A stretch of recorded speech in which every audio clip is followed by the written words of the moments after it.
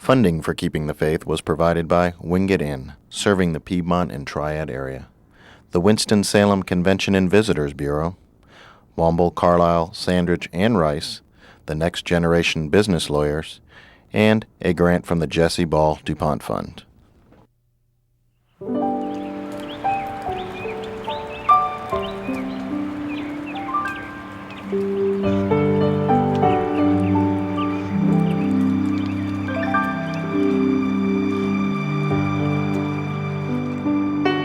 Beneath a canopy of hardwood trees, growing lushly in a temperate southern climate, amid hills rolling gently between the Appalachian Mountains and the Atlantic Ocean, is the Piedmont of North Carolina.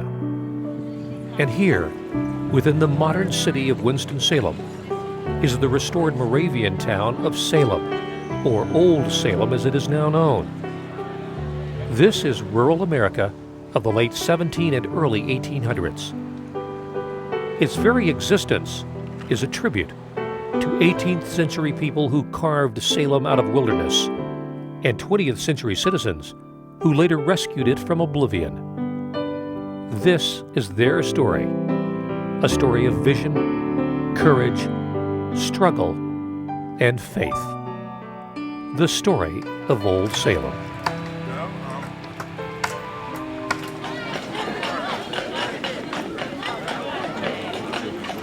Old Salem is the most authentic restoration in the whole country. These buildings are important because they illustrate a story. And that's what we want the visitor to do, is come and see these remarkable structures and learn about the story that each one of them can tell. The story begins a long time ago and very far away with this man, priest John Huss. In 1415, in what is now the Czech Republic, Huss challenged the Catholic Church to reform, to treat its parishioners the way Christ would, and the way the Bible teaches, not the way the church hierarchy dictated. Church leaders feared these radical ideas, branded Huss a heretic, and burned him at the stake, a penalty Huss himself chose rather than to spend a life in prison. Followers of Huss, eventually known as Moravians for their country of origin, carried on with these New Testament beliefs and paid a terrible price in persecution and even open warfare with the Catholic Church in Europe. Gene Camps is director of interpretation at Old Salem and said the persecution lasted almost 300 years. Thousands were killed, yes.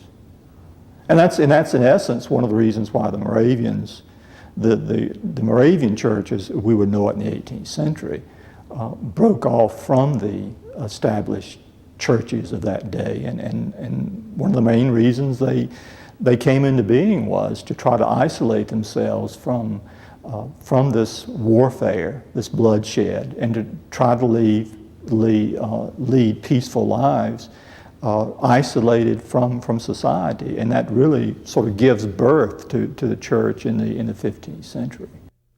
But then, 3 centuries later, one extraordinary man almost single-handedly put the Moravians on the world map, Count Nicholas von Zinzendorf.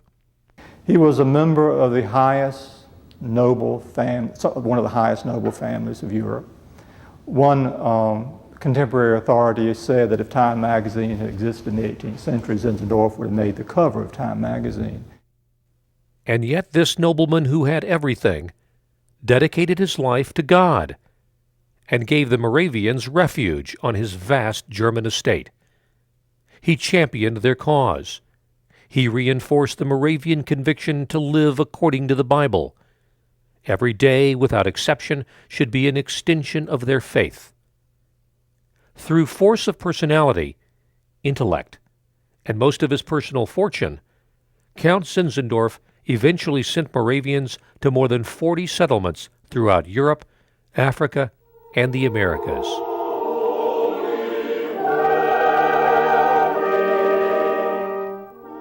Count Zinzendorf wanted more creative church services so that people would be more involved in worship. The Love Feast, still held by Moravians today, embodies that. It's a very simple church service that, in which a simple meal is served. And it's built around the concept of community and fellowship, of people coming together and feeling as one by sharing a common meal.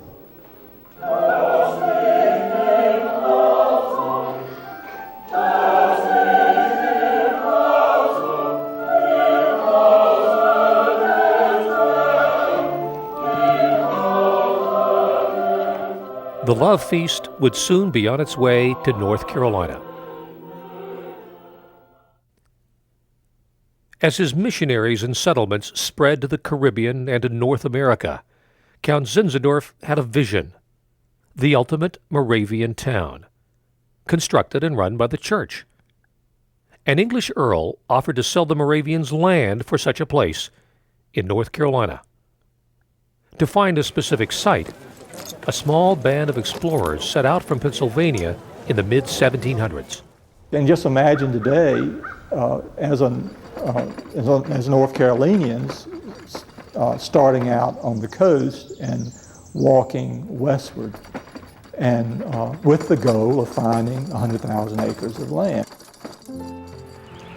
After almost 5 months of scouting North Carolina, they settled on the gentle hills of the Piedmont region, where, they said, springs were countless, the meadowland beautiful, and the air fresh and healthful. They bought almost 100,000 acres of that land from the Earl of Granville. They named it Wachovia, in honor of the Zinzendorf ancestral lands in Austria. It would take several years to marshal sufficient resources to build Salem, so they first established a much smaller settlement in 1752. They called it Bethabara, House of Passage. They saw Bethabara, this first little town here, as a way of gaining a hold on the land. The first Moravians here paid a heavy price for the dream of a new settlement in North Carolina. They had dealt with the problems of the French and Indian War. People were dying from diseases. It was a very hard existence. But they persevered, and after 12 years at Bethabara, it was time to build Count Zinzendorf's dream. They would call it Salem, from the Hebrew word for peace. They selected potential locations for the town, but then relied upon the Moravian tradition of casting lots to choose the final site. It was a faith-based custom that was somewhat akin to picking a name out of a hat. I think the lot gave the wrong answer in choosing where Salem was to be built. All you have to do is walk the streets now here for 30-some years as I have, and you realize that. It's a hard place to move around. They made the best of it, and then started building according to Moravian traditional town planning of the time.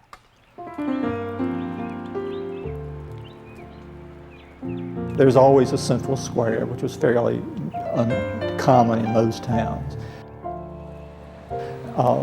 The church would always have a central location or a central prominence in that plan.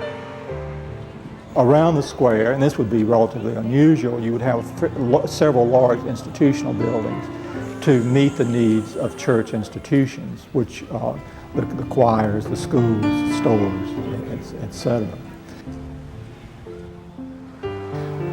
And then you would often have two major streets, usually flanking the square. So they would bring that tradition to them. And so when you come to Salem, you have those traditions being brought here.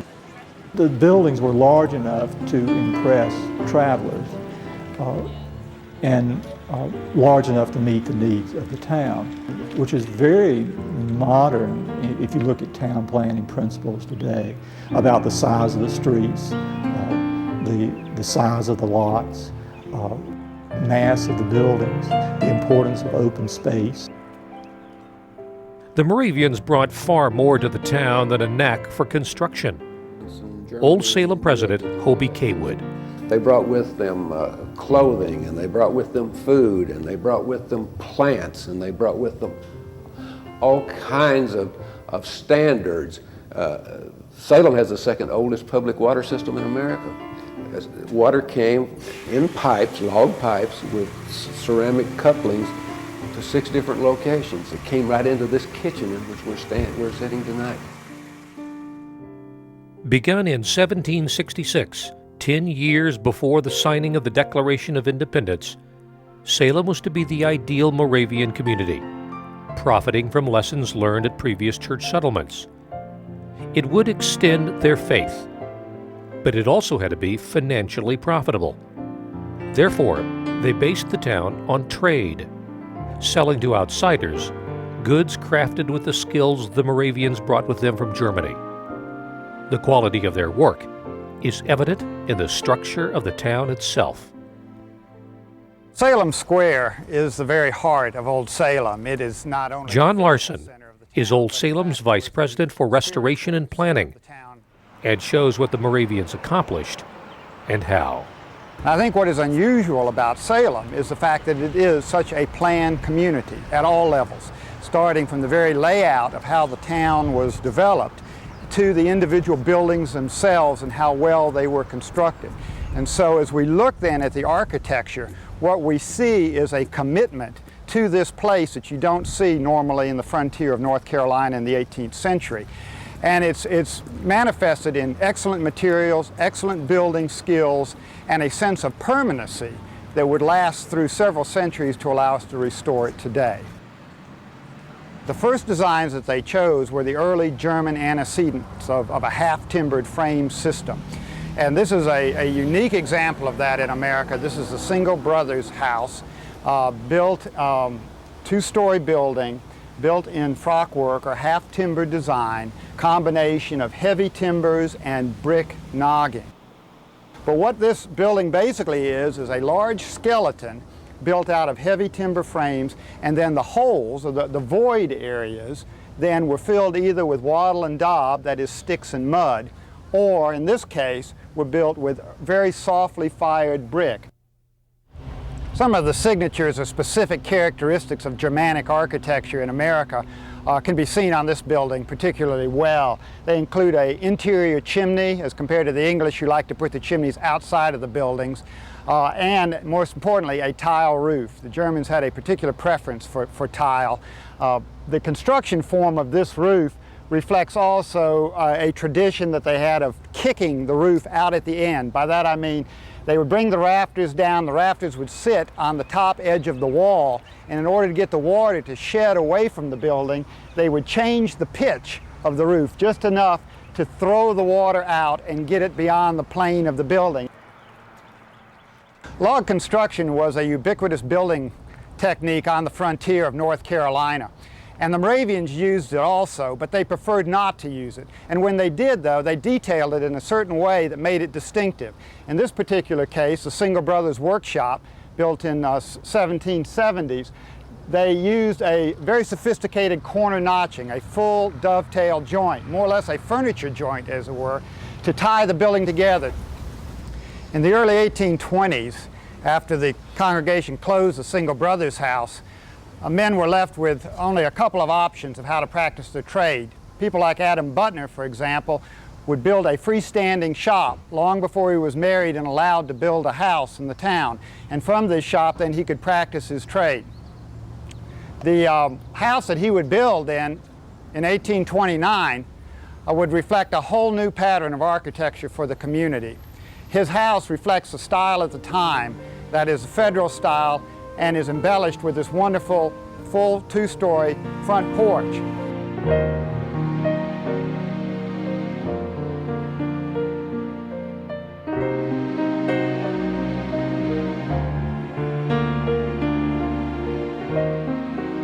There's no clearer example of the changes that occurred in Salem than the architecture if we compare the first buildings that were built in Salem, these small, half-timbered buildings, all of uniform size, of uniform appearance, no singular identifying elements in them to say this is my particular house. Rather, they are the congregation's houses, as compared to by the mid-19th century when Edward Below builds his home in the 1840s up to the 1860s and builds this house in the Greek Revival style.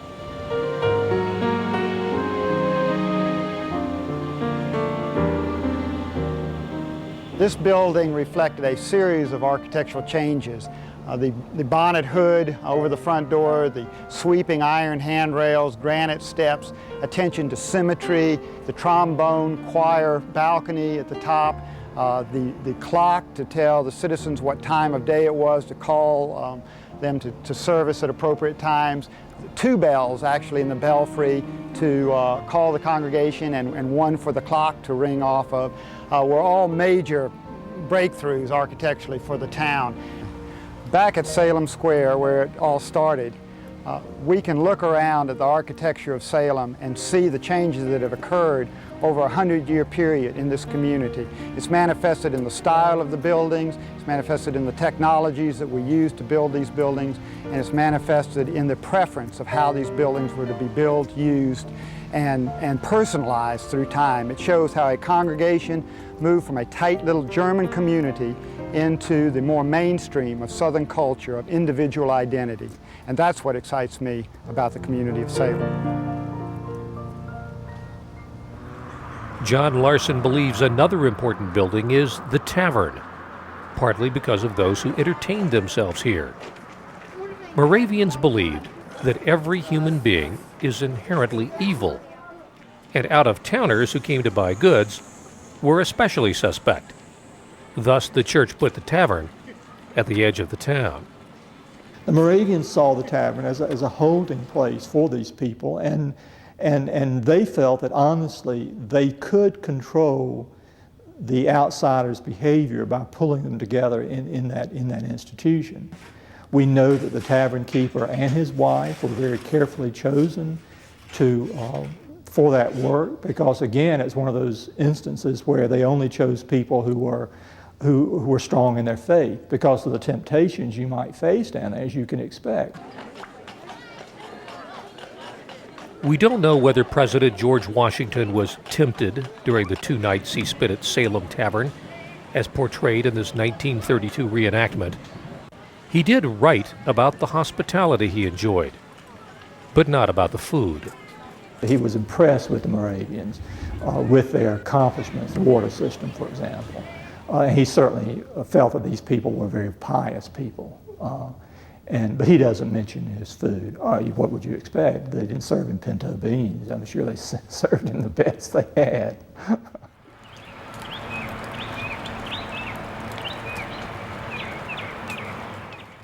On the opposite end of town from the tavern lies God's Acre, where rows of gleaming granite mark the graves of those who built Salem and of many who followed. For all its peaceful beauty, the Moravians did not intend God's Acre to be a somber place. In fact, they believed that death itself is not supposed to be a sad experience. Life on earth is just one part of a longer journey, that when you die, you continue your journey. And the Moravians felt very strongly about that, so strongly that they discouraged people from crying at funerals. They thought it should be a very joyful occasion.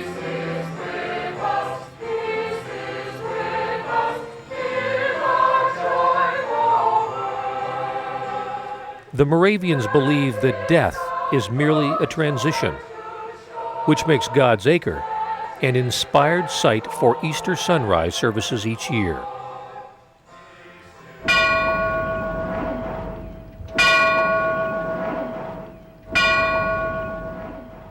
The Lord is risen. The Lord is risen indeed. Hail, all hail, victorious Lord and Savior. You have burst the bonds of death. Yet another legacy of the church's desire for creativity in worship. We believe in Jesus Christ, the Lamb of God, who takes away the sin of the world, suffered under Pontius Pilate, was crucified, died, and was buried. He descended to the dead. On the third day he rose again. He ascended into heaven and is seated at the right hand of the Father.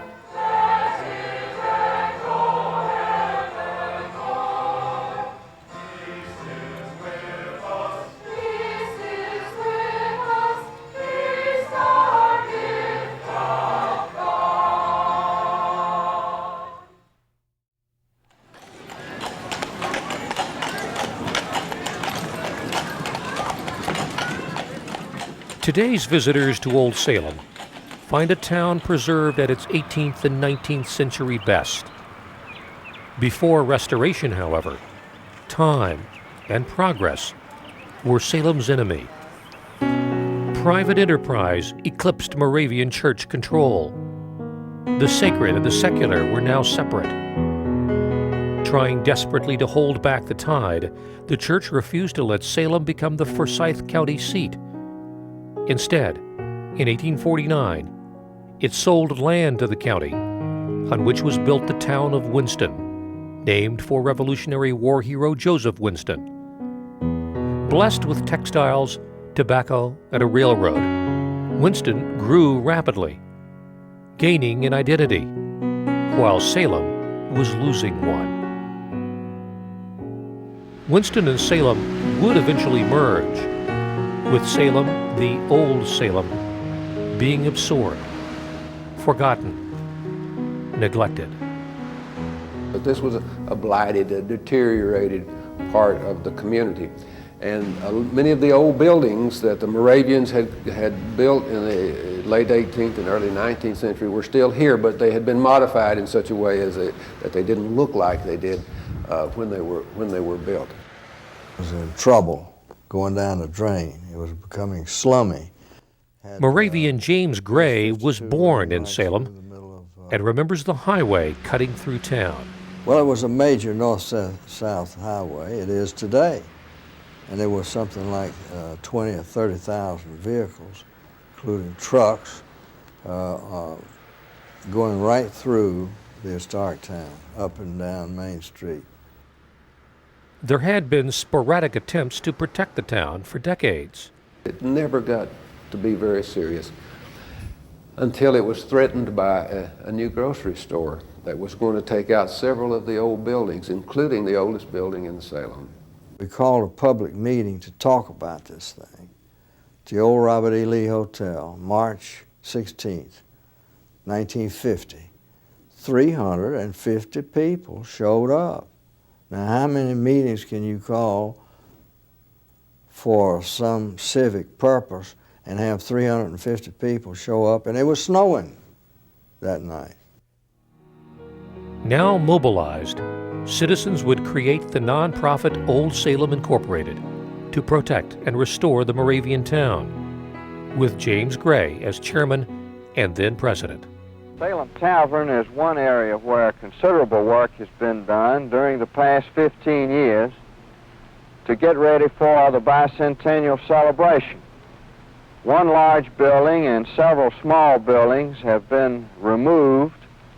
Salem Tavern and the Tavern Barn have been restored to open up this attractive scene. Here's the way this area looked before the restoration. Gray and 5 other leading citizens began the fundraising and restoration that would save the town. Workers stripped away decades of contemporary modifications to reveal original structures underneath.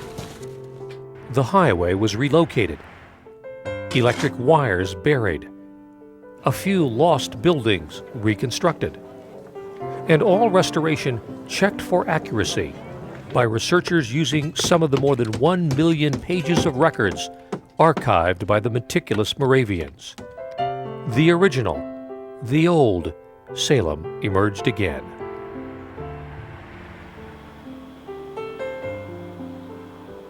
Even the landscape itself is being returned to its original appearance, as shown in the records. Gardens so fundamental to the 18th and 19th century existence are being restored. This is the garden of John Henry Lineback, who was a shoemaker. It's a very typical garden of typical layout in Salem, where you have... Flora Ann Bynum chairs the Landscape Restoration Committee of Old Salem and says the gardens were crucial to the survival of the citizens of the town. These were tradespeople, they were professional people, they were craftspeople, but back then there were no grocery stores on every corner, so you either gardened and grew it or you didn't eat. And there really weren't sources nearby, because this was at that time basically an undeveloped wilderness. So you had to have your own garden, so even the shoemaker, the doctor, all of them had their garden, which produced the food for that household.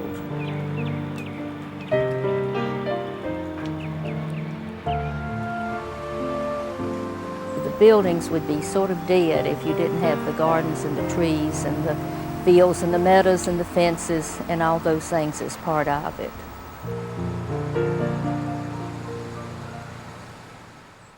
I'm standing in the middle of what's left of Old Salem Square. This tree you see here is part of the history here that was destroyed. One frightening spring evening, nature played an unexpected role in the landscape restoration of Salem Square.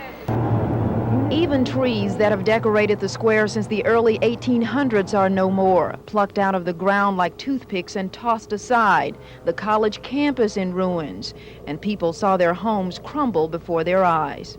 A ferocious storm that wrecked parts of Winston-Salem in 1989 also tore down magnificent old trees that Old Salem had been reluctant to remove itself.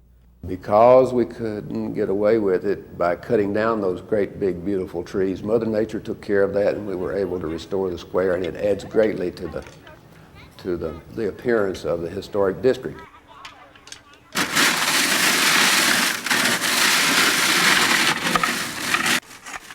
Research never stops at Old Salem. In front of the old St. Philip's Church, experts are now digging and sifting around an unmarked cemetery where African Americans are buried. Almost 1 of every 10 people who helped build Salem was enslaved. Suzanne, outline the edges of the grave for Mo, where you found this grave up here. Anthropology professor Leland Ferguson of the University of South Carolina and a team of graduate students are locating graves and trying to identify the dead through records. One of the exciting things we found here in 1998 was a gravestone that was still in place, that had not been removed. It was the gravestone of a man named Squire, who was killed while digging a well at the mill that was owned by the Moravians. Originally, this was the so-called Stranger's Graveyard, where Salem buried non-Moravians. The enslaved were buried across town in God's Acre along with whites. African Americans were considered church members too. However, as tensions about slavery increased across America, the Moravian Church intensified segregation in Salem. In response, African American Moravians started their own church in 1823 and began to bury their dead here. The ongoing mapping of the graves is essential. Someone removed the headstones long ago and placed them under the church.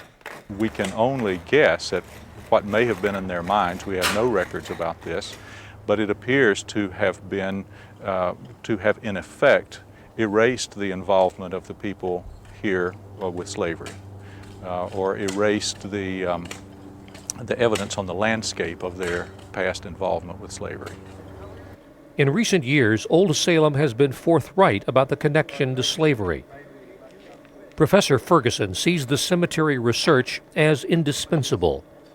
It's critically important because who we are today, that is who we are in the southeastern United States, and in particular who the German Moravians are, or who the Moravians are today, and who the African American community is today.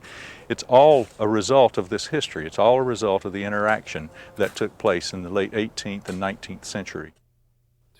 Mel White is Director of African American Programs for Old Salem and puts the slavery years in this context. I wouldn't say it was a low point in Moravian history. I think it's a low point in the history of mankind, and the Moravians were just swept up in this whole racial supremacy attitude that was going on among those who were European American. I've used the term a Bible in one hand, a slave paddle in the other, and that's exactly how it worked. That's exactly how it worked. And you would preach to those enslaved from the Pauline Gospels. You know, here's your master in heaven, and I am your master on earth.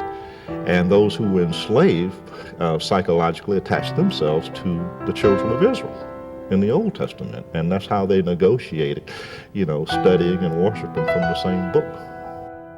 You're sitting in the sanctuary of the 1861 African Moravian Church at the south end of Church Street in Salem, constructed for those who were enslaved here as a second building in 1861. We know it's the oldest standing African American church structure in North Carolina. Mel White says St. Philip's and the old log church before it became so popular in their day that they attracted African Americans from far beyond Salem, Moravian or not. This is a monument to a group of people who were marching through time, you know, and place. This is a place where people came not only to worship, but they also came to socialize, they came to strategize, they came to meet, they came to marry, they came to bury, they came to baptize. This was the hub. And it attracted those who were never even had any inclination whatsoever of joining the Moravian church. 75% of those buried in the burial ground out front here are non-Moravian.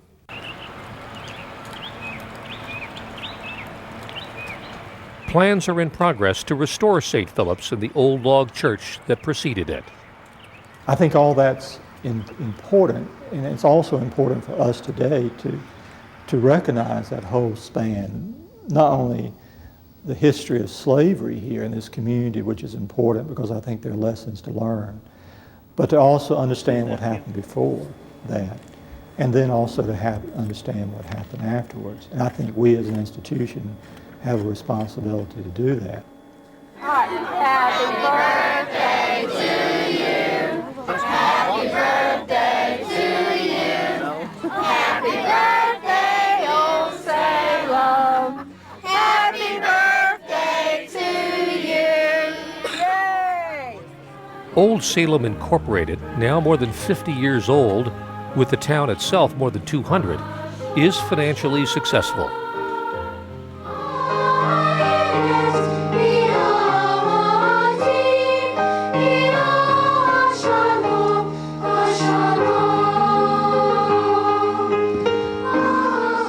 To continue to attract visitors, the town must entertain as well as educate. Trained interpreters staff restored craft shops and put life back into the vintage buildings. Probably the favorite place for everyone that comes, because it appeals to more senses, is the bakery. When you walk into Winkler Bakery, which has been in business since 1800, and you not only hear about how bread and cake and cookies are baked in a brick oven, but you also get to smell and get to taste it. And by appealing to those extra senses, I think that's probably the favorite stop for everyone. Mrs. Moselle Younts, a sixth-generation Moravian, selects ingredients carefully for her Moravian cookies. The bakery, and especially Moravian cookies, had been a hit from the beginning of the restoration. The crisp, spicy taste of Old Salem Moravian cookies is hard to resist.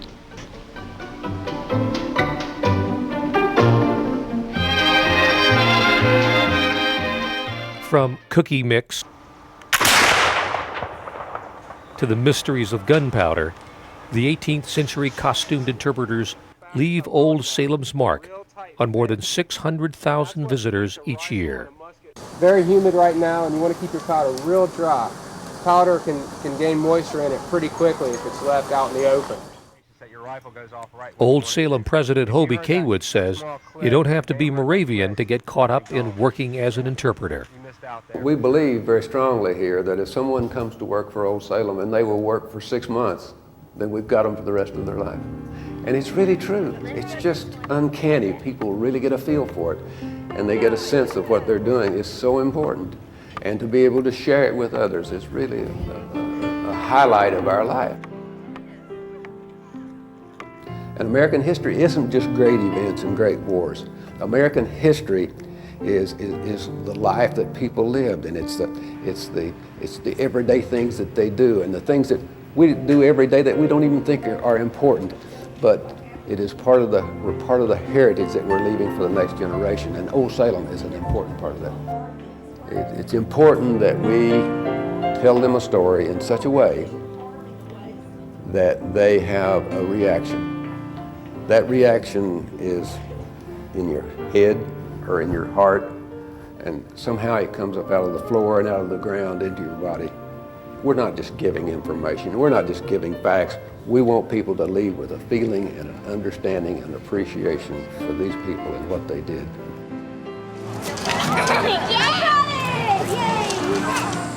Old Salem is adding a depth of history reaching far beyond the town itself. What is believed to be the finest collection of Southern decorative art is on display at the Frank L. Horton Museum Center. Furniture, paintings, textiles, ceramics, silver, and other metal wares made and used throughout the South since the early 1800s are here.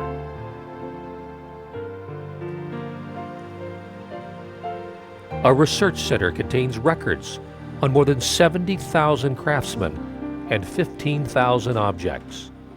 And I think what has happened is that through the years, Old Salem has gained momentum, and we're taking larger steps. A half-century after its formation, the evolution of Old Salem has exceeded even the dreams of its creators. None of us could have believed that night in 1950 that the Old Salem restoration could possibly have gone as far and as fast as it has. It has snowballed. Everything we accomplished led to something else being accomplished. I have described Old Salem as my fourth child, which means that I have a warm spot in my heart for Old Salem, and I'm grateful that I had a part in its success. You know, as a historian, I try to remain objective. You try to approach your facts in an objective way so you can not put any of your own feelings into it. I think that's very hard to do for me. I know a lot of the people buried in God's Acre.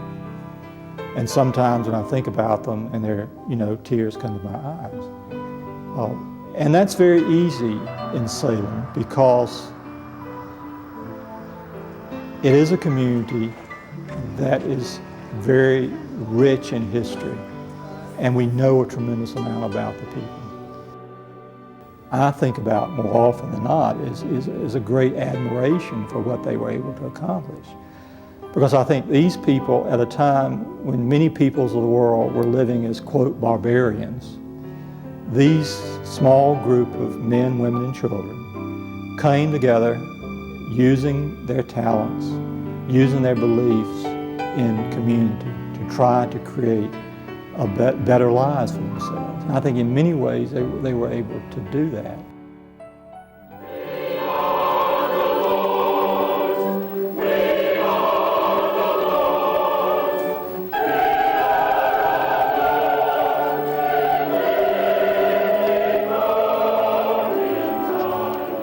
And so, two generations of people, working centuries apart, have preserved their dreams through the construction and preservation of Old Salem. The original Moravians wanted a kind of golden center where they hoped all would live as full human beings. Their 20th century descendants wanted to save the disappearing town, to restore as a living testament to the original settlers, and to be a never-ending source of knowledge. Because both generations succeeded, we now understand more of how we came to be who we are. Thanks to the builders and the protectors, the lives of our ancestors are no longer in the shadows. Their story of vision, courage, struggle, and faith continues at Old Salem. This is the day which the Lord our God made. Let us be joyful, rejoice in it.